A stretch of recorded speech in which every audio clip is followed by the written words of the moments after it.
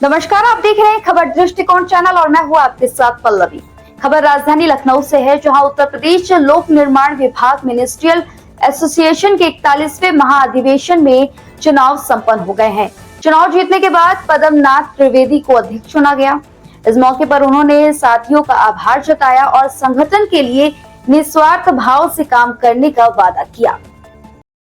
मैं पूरे प्रदेश के अपने सारे बहुत ही बहादुर साथियों को इसी 41वें द्विवार्षिक महाधिवेशन चुनाव की जो सकुशल संपन्न हुआ, शांतिपूर्ण ढंग से संपन्न हुआ, बड़े सौहार्दपूर्ण वातावरण में संपन्न हुआ और उनको बहुत बहुत बधाई देता हूं। जो भी प्रदेश के कार्यकारिणी में निर्वाचित हुए हैं, जो क्षेत्रीय कार्यकारिणी में निर्वाचित हुए हैं साथी, मैं उन सभी को बधाई देता हूं। और जो लोग रह गए, इस बार उनसे ये कहता हूं कि आप इसको निराशा मत समझिए, क्योंकि कहा भी गया है कि हार बिना जीत में, किंचित नहीं भयभीत में, संघर्ष पथ पर जो भी मिला ये भी सही वो भी सही। इस भावना के साथ आप आगे बढ़े जीवन में और हर रास्ते को काटते हुए सफलता एक ना एक दिन आपको मिलेगी, ऐसा मेरा मानना है। आज के इस कार्यक्रम में संगठन के सभी लोगों के लिए मैं ये कहना चाहूंगा कि आप लोग सब कुछ करिए, लेकिन अपना आपसी प्रेम भाव, संगठन की एकता मजबूती के लिए द्वेष भाव मत रखिए। संगठन का जो भी आह्वान हो, काल हो, उसमें आप भागीदारी सुनिश्चित करिए। आपसी मतभेदों को बुलाकर एक ऐसे संगठन की कल्पना साकार करिए जिसमें ना कोई राग हो, ना द्वेष हो, सिर्फ प्रेम भाव हो, ऐसा मेरा मानना है। हमेशा आप लोगों की लड़ाई एनपीएस की लेकर, उसकी क्या कहना है? देखिए, एनपीएस की लड़ाई मैंने पहले भी कहा है आपसे और कई चैनलों पे मैं कहता आया हूँ। एनपीएस की लड़ाई कोई हमारी एक दिन की लड़ाई नहीं है, ये लगातार चली आ रही है। और ये 2005 के बाद से जो एनपीएस की लड़ाई प्रारंभ हुई है, शुरुआती दौर में बड़ी कमजोर रही लड़ाई, लेकिन जब लोग नए बच्चे आने लगे, एनपीएस में जाने लगे और पेंशन का खाका खींचे जाने लगा उनका, तो इस आंदोलन ने जोर पकड़ा। हम लोग पुरानी पेंशन बहाली मोर्चा के तहत लगे हुए हैं और हमारे राष्ट्रीय अध्यक्ष मंजीत सिंह पटेल जी हैं दिल्ली में, और हम जानते हैं कि वो रास्ता संसद से होकर ही मिलना है हमको, क्योंकि बहुत सारे राज्यों ने अपने मैनिफेस्टो में कह तो दिया कि हम बहाल कर देंगे। छत्तीसगढ़ ने कहा, हरियाणा ने कहा, राजस्थान ने कहा, लेकिन किसी सरकार ने बहाल नहीं किया। वो केंद्र से अपना पैसा मांगते रह गए। पीएफआरडीए का पैसा जो पड़ा रहा वहाँ पैसा उनका मिला नहीं और इसलिए वो बहाल नहीं कर पाए। उन्होंने कह दिया, बाद में ठीकरा फोड़ दिया केंद्र के ऊपर कि भाई केंद्र से पैसा नहीं मिल रहा है। तो हमारा मानना है कि जो पुरानी पेंशन है वो केंद्र के माध्यम से मिलेगी। और अभी उस पर एक हल्की सी चोट हुई है, यूपीएस के माध्यम से विकल्प आया है और हम लोग लगे हैं। हमारा ये भी नहीं कहना है कि उसको ओपीएससी के नाम से दिया जाए, आप जो भी नाम दे दें उसका, डीपीएस दे दें, टीपीएस दे दें, सीपीएस दे दें, कुछ भी नाम रख दें, लेकिन हमारी पुरानी पेंशन जैसी है वैसी बहाल कर दी जाए। ये हम देश के प्रधानमंत्री मोदी जी से अपनी मांग रखते हैं आज इस अधिवेशन के माध्यम से। और अभी नई कार्यकारिणी से भी मैं कहूँगा कि जो भी कार्यक्रम हो उनको बड़े गंभीरता के साथ आप अटेंड करें, गंभीरता के साथ भागीदारी करें, क्योंकि कोई भी मांग मांगी गई है इस देश में, संघर्ष के रास्ते पे मांगी गई है, कुर्बानियों से मांगी गई है। देश आजाद भी हुआ, आप सभी जानते हैं। हमारे देश में शासन कितना लंबा हुआ, अंग्रेजों का 200 साल का शासनकाल चंद अंग्रेज करके चले गए और हम गुलामी की जंजीरों में पिटते रहे। तो ये संघर्ष की लड़ाई है और इसको हम करके अपनी पुरानी पेंशन बहाल कराएंगे, ऐसा मेरा मानना है। नेताजी, एक लास्ट सवाल। अध्यक्ष ने कहा कि संगठन सर्व समाज के लिए कार्य करता आया है और आगे भी करता रहेगा। साथ ही उन्होंने कर्मचारियों की पुरानी पेंशन योजना को बहाल करने की मांग उठाई है। उनका कहना है कि एआईटीईएफ और अन्य संगठन करीब 2 दशक से संघर्ष कर रहे हैं और सीसीएस पेंशन नियम 1972 अब 2021 के अलावा कोई योजना स्वीकार नहीं की जाएगी। मेरा नाम निमेश गोयल है और मेरठ क्षेत्र के क्षेत्रीय महामंत्री के रूप में मेरा निर्वाचन हुआ है। साथियों, ये हमारा 41वां द्विवार्षिक अधिवेशन है। हमारे कर्मचारियों की संख्या लगभग 6000 है, जो प्रत्येक 2 वर्ष में अपना वार्षिक अधिवेशन करते हैं, द्विवार्षिक अधिवेशन करते हैं और उसमें अपनी प्रांतीय कार्यकारिणी का क्षेत्रीय कार्यकारिणी चयन करते हैं। और यहाँ पर 18 मंडल हैं, 18 जोन हैं। 18 जोन में से कुछ ही जोन ऐसे हैं जो निर्वाचित हुए हैं।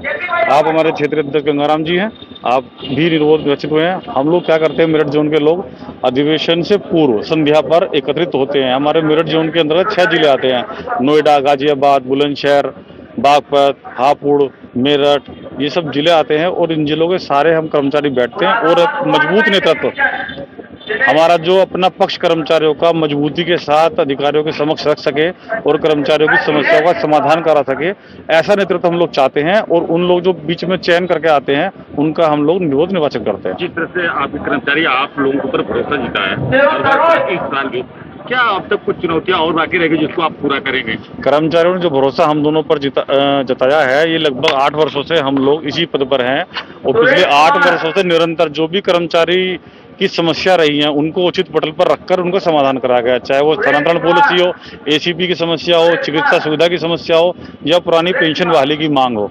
हमने हर बार कर्मचारियों की मांगों को उचित पटल पर रखकर उनका निस्तारण कराने का प्रयास किया है और उसमें सफल भी हुए हैं।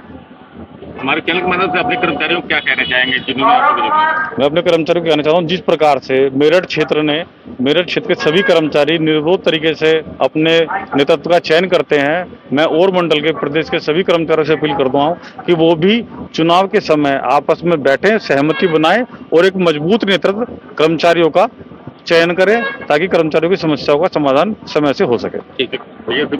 मेरा नाम प्रियंका सिन्हा है। मैं राष्ट्रीय मार्खंड लोक निर्माण विभाग गाजियाबाद से आई में मैं फर्स्ट टाइम आई हूँ और यहाँ बहुत ही अच्छा अरेंजमेंट किया गया है, हर चीज़ का है, महिलाओं की सुविधाओं का भी खासकर ध्यान दिया गया है, तो मुझे बहुत ही अच्छा लगा। कल का दिन और आज दूसरा दिन है और मैं निर्विरोध जीती हूँ और मेरा जो पद है वो है क्षेत्रीय महिला संगठन मंत्री और जो मुझे कार्य मिला है मैं इसको पूरी मेहनत से इसको कंप्लीट करना चाहूँगी, अच्छे करना चाहूँगी और ये कोशिश करना चाहूँगी कि मैं ज़्यादा से ज़्यादा महिलाओं को इसमें जोड़ूँ, उनकी जो दिक्कतें हैं, जिसको कोई भी इशू है उनको क्लियर करूँ, उनको ज़्यादा से ज़्यादा जानकारी दूँ जो हम संगठन के जरिए लोगों की मदद कर सकते हैं। जिस तरह देखा जाता है कि अधिकांश महिला, आप भी एक महिला हैं जी, ज़्यादातर उनको पहले निकलने में दिक्कत होती थी या बहुत तरह की परेशानी, उसके लिए आप क्या करेंगे क्योंकि आप एक महिला हैं?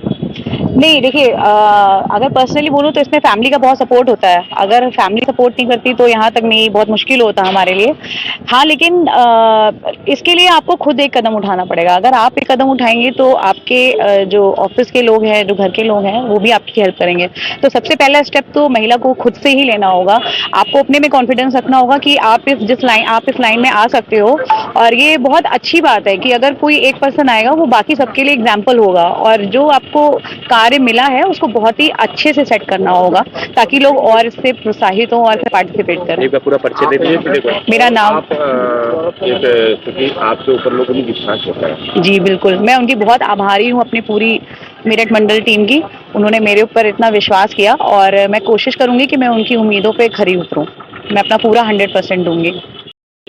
मैं जमालुद्दीन गुड्डू निर्विरोध क्षेत्रीय अध्यक्ष पद पे हेतु गोरखपुर क्षेत्र से निर्वाचित हुआ हूँ। ये पूरा श्रेय मेरे प्रांतीयवादी को जाता है और मेरे समर्थकों को जाता है और आप जैसे मीडिया भाइयों को जाता है। बहुत बहुत धन्यवाद। मैं ब्रजेश कुमार श्रीवास्तव बस्ती क्षेत्र से क्षेत्रीय अध्यक्ष नियुक्त हुआ हूँ। मैं सभी क्षेत्रवासियों, मिनिस्ट्रियल एसोसिएशन सबको हार्दिक बधाई एवं शुभकामनाएं दे रहा हूं। अपने क्षेत्रवासियों के लिए, अपने कर्मचारियों साथियों के लिए बहुत निष्ठा और लगन से कार्यों को निष्ठारित करूंगा। कभी कोई दिक्कत परेशानी नहीं आएगी, मैं इस वचन देता हूं। कभी हमारे भाई उनके कदम से कदम मिला के चलूंगा, यही हमारी सबसे कुल मिलाकर मिनिस्ट्रियल एसोसिएशन के इस 41वें महाअधिवेशन ने एक बार फिर पुरानी पेंशन बहाली की मांग को मजबूती से उठाया है। अब देखना होगा कि सरकार इस पर क्या रुख अपनाती है। इस खबर से जुड़ी अपडेट हम आप तक लाते रहेंगे। ये खबर थी लखनऊ से शिवशंकर यादव की। बाकी आगे के ऐसे देश दुनिया की तमाम खबरों को देखने के लिए हमारे चैनल खबर दृष्टिकोण के साथ बने रहे।